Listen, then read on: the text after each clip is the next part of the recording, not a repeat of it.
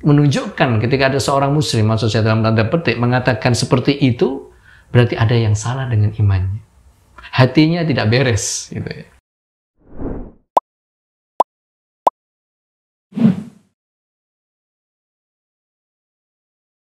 Bismillahirrahmanirrahim. Assalamualaikum warahmatullahi wabarakatuh. Alhamdulillahirabbil alamin wassalatu wassalamu ala nabiyyina Muhammadin wa ala alihi wa sahbihi ajmain amma ba'du. Jamaah Fast TV yang dirahmati Allah, sebelum kita mulai pada kajian pada sore hari ini, marilah kita senantiasa menjadikan rasa syukur atas limpahan nikmat yang telah Allah berikan kepada kita, sehingga alhamdulillah pada sore hari ini kita dapat berjumpa kembali pada ngaji sore edisi Ramadan. Salawat serta salam semoga senantiasa tersurah kepada baginda Nabi Muhammad SAW yang telah berjuang menegakkan Islam hingga setegak-tegaknya. Baik jamaah Fast TV yang dirahmati Allah SWT, pada ngaso kali ini atau ngaji sore kali ini kita akan membahas sedikit mengenai fungsi akal dan hati. Nah, seperti yang kita tahu bahwa manusia diciptakan dengan dua unsur yang menjadi pelengkap hidup dalam kehidupan kita, yaitu manusia yang dibekali akal dan hati. Nah, terkait dengan itu kita akan membahas bagaimana sih fungsi akal dan hati yang insya Allah akan disampaikan oleh Ustadz Asdi. Sebelum materi ini dimulai, mari kita baca dengan buka dan pesan basmalah bersama. Bismillahirrahmanirrahim. Dan kemudian mari kita saksikan pemaparan materi pada kali ini yang akan disampaikan oleh Ustadz Asdi. Monggo Ustadz. Baik, terima kasih. Bismillahirrahmanirrahim. Assalamualaikum warahmatullahi wabarakatuh. Waalaikumsalam. Alhamdulillahirabbil alamin wal aqibatu lil muttaqin wa la udwana illa 'alal zalimin. Wa asyhadu an la ilaha illallah ilahul awwalin wal akhirin wa asyhadu anna Muhammadan abduhu wa rasuluhu khataman nabiyyin amma ba'd. Jamaah Fast TV yang dimuliakan Allah Subhanahu wa taala. Alhamdulillah pada sore hari ini kita masih diberikan kesehatan dan tentunya kita masih berpuasa. Alhamdulillah, dan mudah-mudahan puasa kita, tarawih kita, sedekah kita, tilawah Quran kita diterima oleh Allah Subhanahu wa taala. Amin. Karena apa yang menjadi amal kita di bulan puasa ini sebetulnya adalah cerminan dari keimanan kita. Dan Rasulullah SAW pernah mengabarkan al-imanu hahuna. Ya, iman itu ada di sini. Ya, beliau memberikan isyarat di bagian dada. Ya. Yang kemudian dalam hadis ini ya ketika Rasulullah memberikan isyarat al-imanu hahuna ini menunjukkan letaknya iman itu ada dalam hati kita, ya, dalam keimanan kita yang kemudian itu menjadi sumber ya dari aktivitas kita, sumber dari kemudian keinginan dan kemauan kita, sumber dari semangatnya kita beramal soleh. Ya. Oleh karenanya dulu para ulama kita, para ulama akidah menjelaskan bahwa iman itu apa sih sebenarnya? Iman itu kan al-iqraru bil qalbi wal qawlu bil lisan wal amal bil jawarih, itu kan menetapkan dalam hati, mengucapkan dengan lisan, lalu kemudian melakukan dengan anggota badan.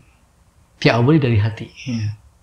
Makanya kemudian dijelaskan dalam kajian akidah itu bahwa ada namanya qaulul qalbi, ada amalul qalb, ada kemudian dibagi bahwa ada perkataan hati, ada kemudian perbuatan hati. Ternyata hati kita berkata juga kan, dan berbuat. Ternyata hati kita juga berbuat. Nah, lalu kemudian dijelaskan di situ, dibagi di situ. Perkataan hati di situ seperti niat kita. Maka kemudian dalam amal ibadah kita itu kan mayoritas atau jumhur ulama fikih itu tidak perlu mengucapkan dengan lisan, ya.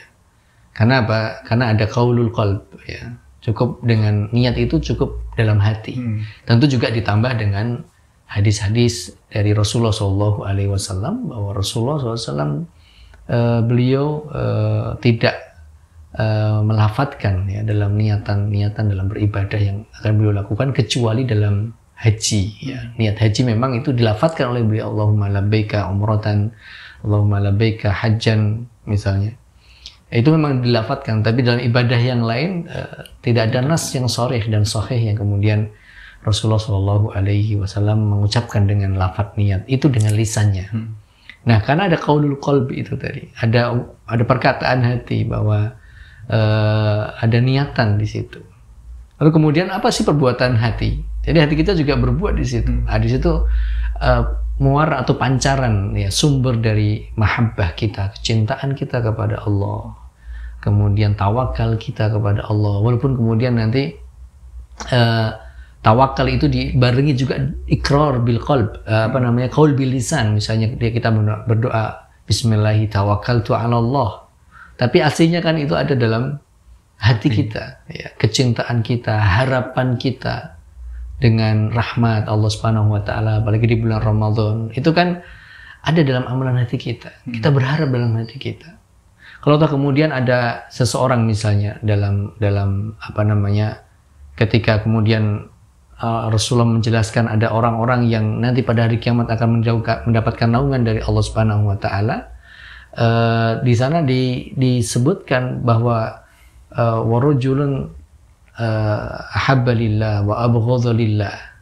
Orang yang itu cinta karena Allah, orang yang kemudian benci karena Allah. Kecintaan itu mulai dalam hati gitu ya. Makanya disebut kemudian dari dalam akidah tadi berkaitan dengan itu adalah amalan hati kita. Ya.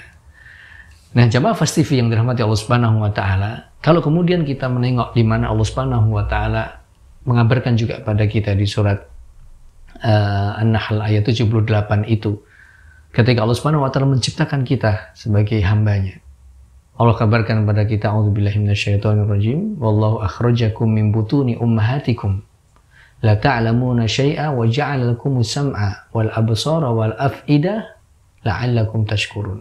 Kan gitu ya. Pada ayat ini Allah Subhanahu wa taala mengabarkan pada kita, dan dialah Allah Subhanahu wa taala yang mengeluarkan kalian dari rahim ibu-ibu kalian. Jadi ini fitrah bahwa kita semua terlahir dari seorang ibu. Ya, maka ini juga menunjukkan keistimewaan dan kemuliaan ibu, ya gitu kan.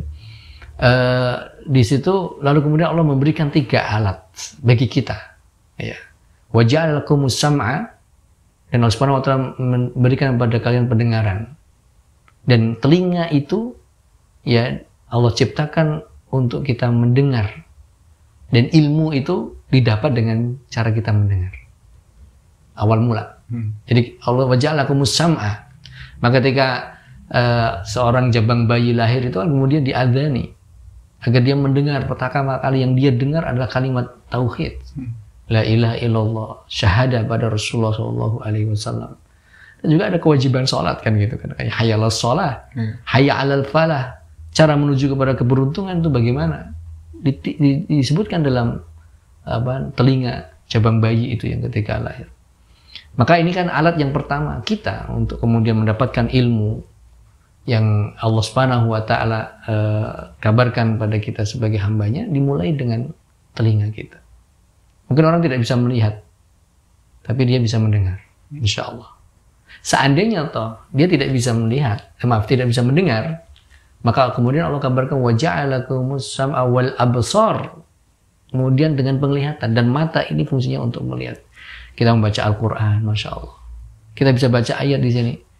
Afalam yasiru fil ardi fatakuna lahum qulubu yaqiluna biha aw adhanu yasma'una biha fa innaha la ta'mal absar walakin ta'mal qulubu allati fis sudur. Ini penglihatan yang Allah berikan, makin nikmat ya. Ini masih sehat dan saya sudah rusak ini. Alhamdulillah saya bersyukur ya. Jadi dapat kacamata itu sudah luar biasa. Ya, sebenarnya nikmat sudah Allah cabut ini. Ya.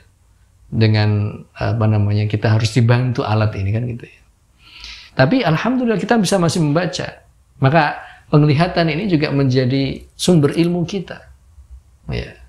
Disuruh kita kemudian melihat, disuruh kita kemudian membaca. Contoh ayat yang saya baca ini juga ayat tadi yang saya baca kaitannya dengan hati.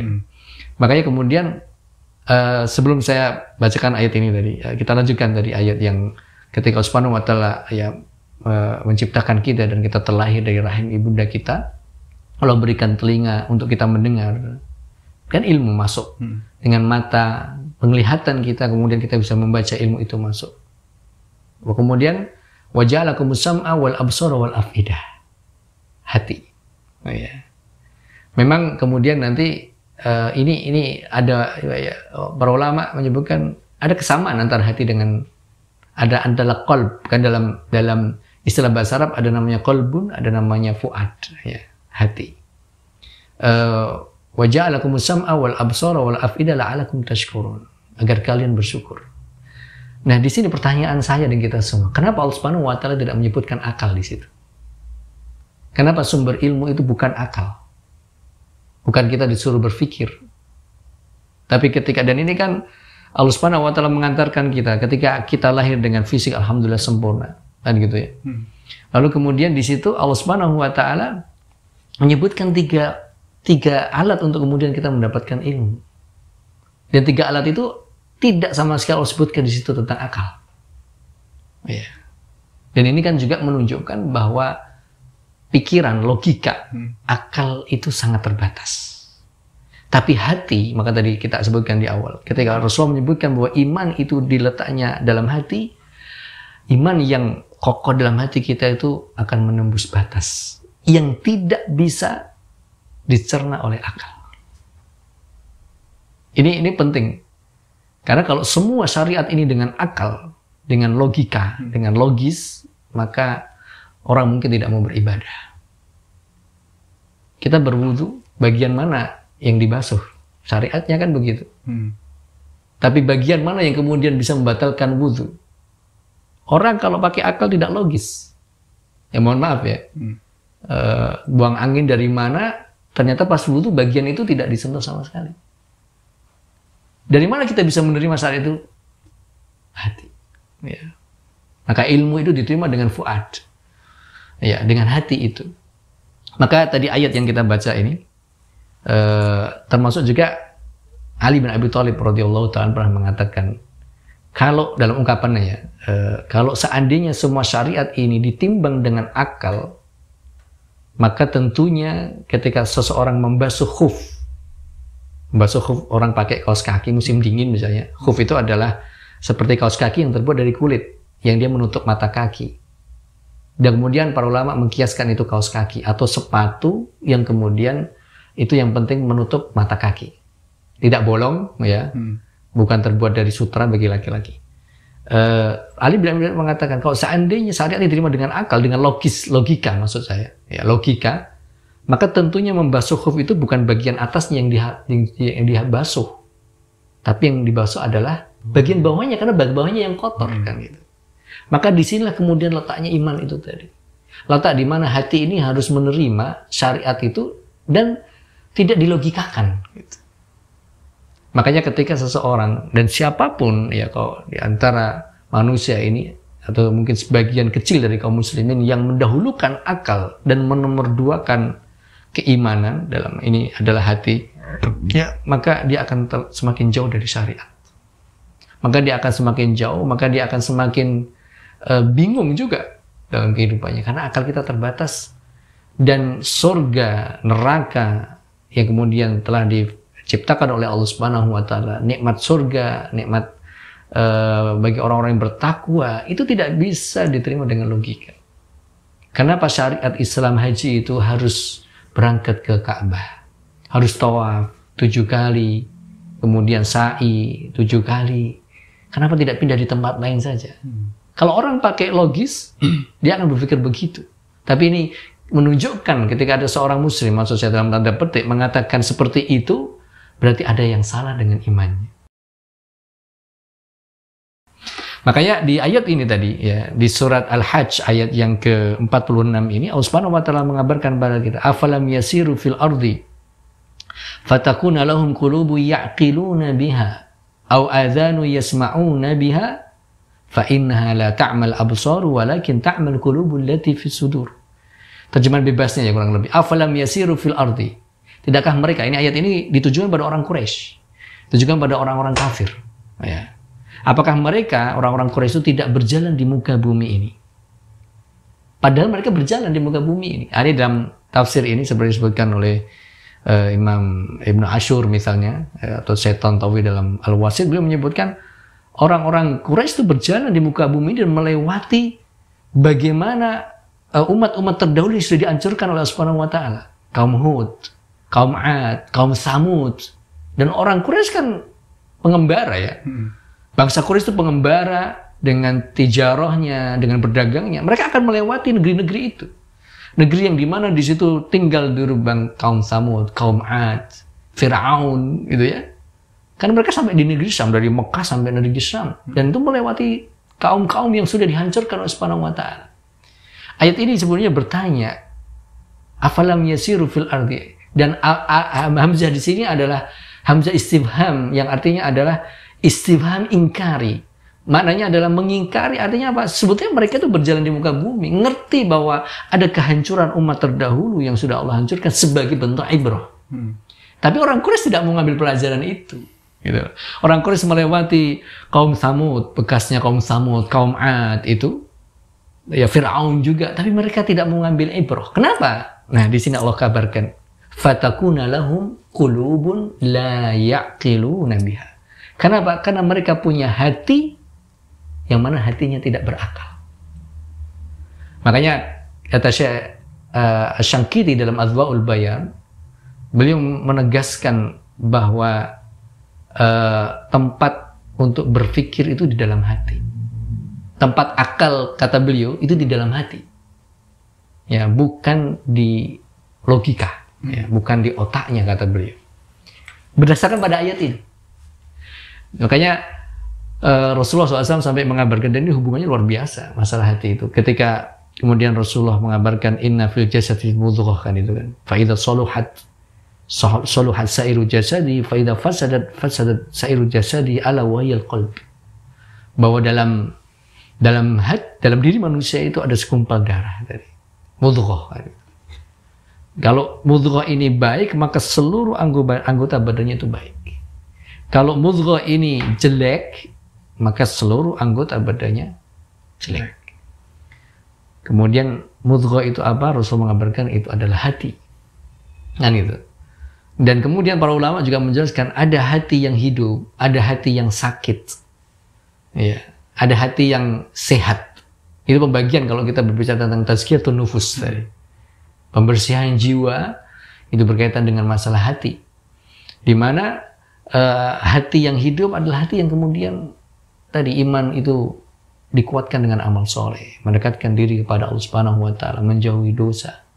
Hati yang sakit itu tadi hati yang kadang jauh fluktuatif, imannya naik turun, itu yang sakit. Kalau yang mati seperti orang-orang kafir dan munafik itu, hati yang mati mereka itu, seperti orang Quraisy ini, yang kemudian karena hatinya mati, maka kemudian Allah Subhanahu wa taala mengabarkan pada kita tadi fatakuna lahum qulubun la yaqiluna biha, atau qulubun yaqiluna biha, maaf tidak ada lanya, qulubun yaqiluna biha, karena tadi sudah ada istifham ingkari bahwa mereka punya hati tetapi hati itu tidak digunakan untuk berpikir, ya. Karena kan tadi berawal dari letak iman itu ada dalam hati kita, lalu kemudian ketika ini logika sebaliknya ya. Kalau kita berpikir pada ayat ini, mafhum mukhalafahnya, pemahaman sebaliknya itu begini.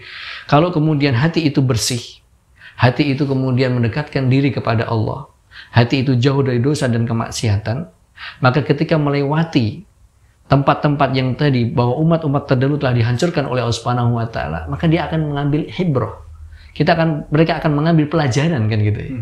Sehingga kemudian akan masuk iman itu pada Allah Subhanahu wa taala. Tapi orang Quraisy karena hatinya sudah mati, tidak mau menerima kebenaran, melawan kebenaran, benci dengan kebenaran, memusuhi Rasulullah SAW dan agama Islam, maka Allah matikan hatinya, lalu kemudian, dan itu karena perbuatan mereka. Jadi takdir terjadi pada mereka karena mereka memilih itu. Maka akhirnya kemudian Allah sebutkan memang mereka punya hati yang tidak berakal tadi. Maka disinilah kemudian ya tadi Allah Subhanahu wa taala memberikan pada kita hati, yang kemudian hati itu tadi, maka ada amalan hati, ada perkataan hati, dan disitulah kemudian kalau hati kita bersih, hati kita baik, hati kita sehat, maka seluruh anggota badan kita akan menjadi baik. Makanya kita bisa perhatikan ketika semualah, saya dan kita semualah jamaah Fast TV yang dirahmati Subhanahu wa taala, kalau kita itu hatinya pas kotor, maka sampai Rasulullah kemudian mengibaratkan hati itu seperti kertas putih. Kalau ada satu dosa akan menjadi hitam. Kalau udah hitam kan pekat, susah itu menerima kebenaran. Makalah disuruhlah kita kalau pas melakukan dosa, ya keburukan, segera kita istighfar. Fa'adbi sayyi'atal hasanata tamhuha. Ikuti keburukan itu dengan kebaikan, maka kebaikan akan menghapus keburukan itu. Wa khaliqin nasa bi khuluqin hasan. Dan kita disuruh berakhlak, berbuat baik kepada manusia. Ya, sehingga kita perlu kemudian memahami betul posisi hati kita ini. Sebagian ulama menyebutkan hati kita ini seperti kepala dalam diri kita sebenarnya, yang mengantarkan kita kepada kebaikan atau tidak kan di sini. Orang sabar tuh di mana sih? Di sini letaknya. Bukan aku bilang aku sabar, enggak. Aku infak segini mas. Ikhlas, ikhlas tuh gak ada di sini. Di sini nih. Orang riak di mana? Ya mulai dia misalnya riak ingin dilihat orang dari sini. Sum'ah juga betul. Makanya di sini harus dijaga. Ya. Tapi itu termasuk perbuatan hati juga, Ustaz. Termasuk perbuatan hati. Ya. Ria, amarah dan tapi itu perbuatan hati yang salah. Oh, iya. Kan gitu kan? Ada yang keliru, ada yang betul. Perbuatan hati yang salah itu. Ya.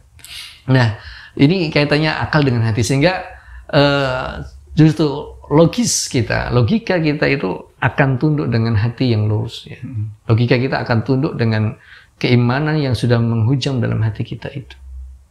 Ya, karena kalau hanya mengandalkan akal, udah bisa sesat itu. Ya, bisa tersesat dan malah semakin menjauh dan terjauh dari kebenaran.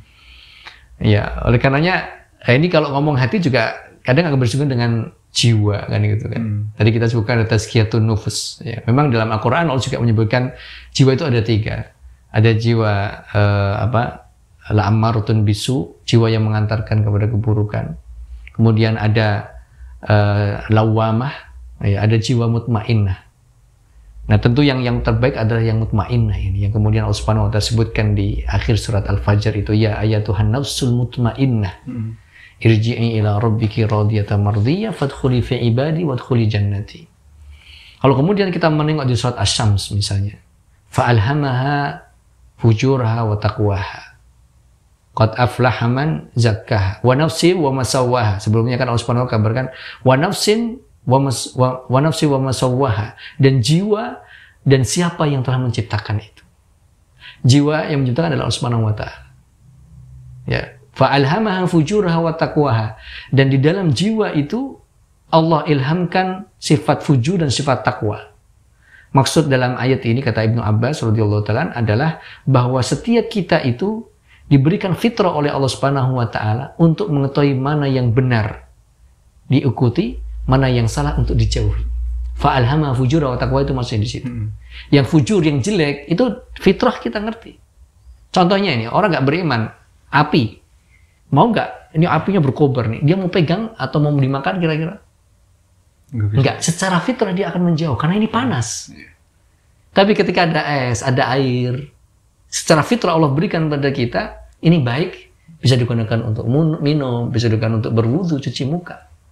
Artinya sebetulnya manusia Allah berikan itu fitratullah alladzi fataran nasa jami'an. Sebetulnya al-haq, batil itu ada.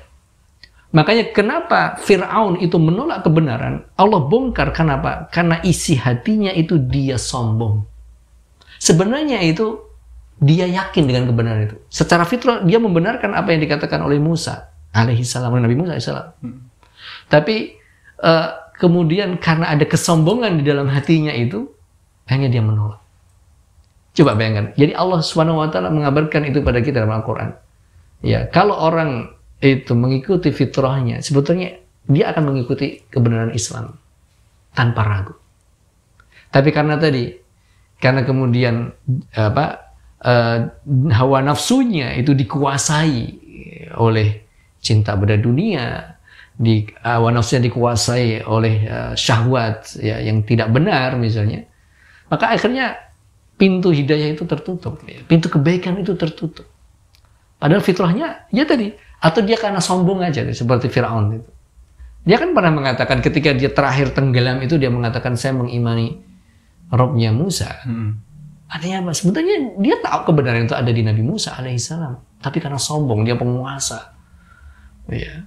Artinya ini yang kemudian kita sebutkan tadi ya, berkaitan dengan bahwa dalam ya, hati manusia itu ada kebenaran yang kemudian Allah berikan secara fitrah tadi. Ya, sehingga perlu ya kemudian kita membersihkan hati itu, perlu kemudian kita menjaga hati kita itu. Dan alhamdulillah Ramadan ini momentum yang luar biasa. Kita siang puasa, kita menjaga hati kita, malam kita sholat ya, kita beribadah pada Allah Subhanahu Wa Taala. Tentu jiwa tadi yang kita sebutkan adalah jiwa yang ya ayatun nafsul mutmainnah. Ini yang kemudian Allah sebutkan tadi berkaitan dengan jiwa ini tadi ya. Kita disuruh untuk kemudian fa'alhamaha fujura wa taqwa qad aflaha man zakkaha. Maka sungguh beruntung orang yang mensucikan jiwanya. Kata Imam Qatadah ya dalam tafsir ayat ini ya, beliau mengatakan cara mensucikan jiwa itu adalah kita menjalankan ketaatan kepada Allah Subhanahu wa taala. Taharruha bi ta'atillahi azza wa jalla. Dan ini di bulan Ramadan ini, ya kan? Ramadan ini momentum untuk kemudian kita mensucikan jiwa kita. Dan jiwa yang mutmainnah itu adalah yang udkhuli fi ibadi wadkhuli jannatin, yang mereka akan masuk surga dan mudah-mudahan termasuk kita semua. Ya. Makanya disitulah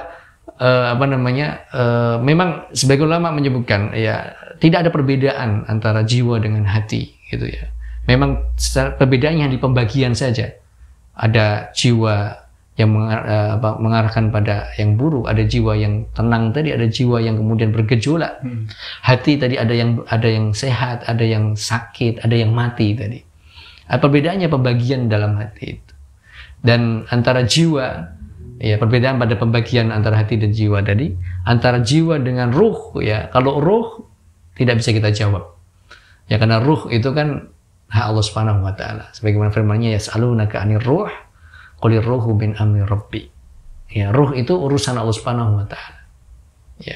Tapi jiwa itu ya ada yang mengatakan jiwa juga nyawa. Ya, karena seseorang ketika tidur maka jiwanya kan diangkat, nyawanya diangkat. Nanti pas dia bangun dikembalikan lagi. Kalau nggak balik ya sudah, berarti dia mati, meninggal dunia. Ya.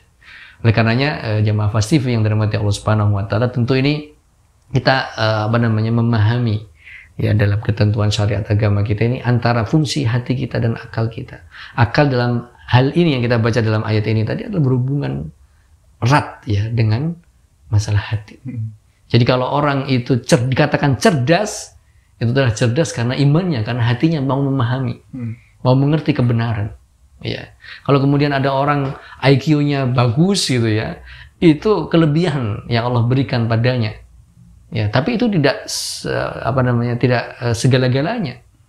Ya, karena yang kemudian akan mengantarkan kepada kebahagiaan, yang akan mengantarkan kepada kebaikan adalah kecerdasan hati.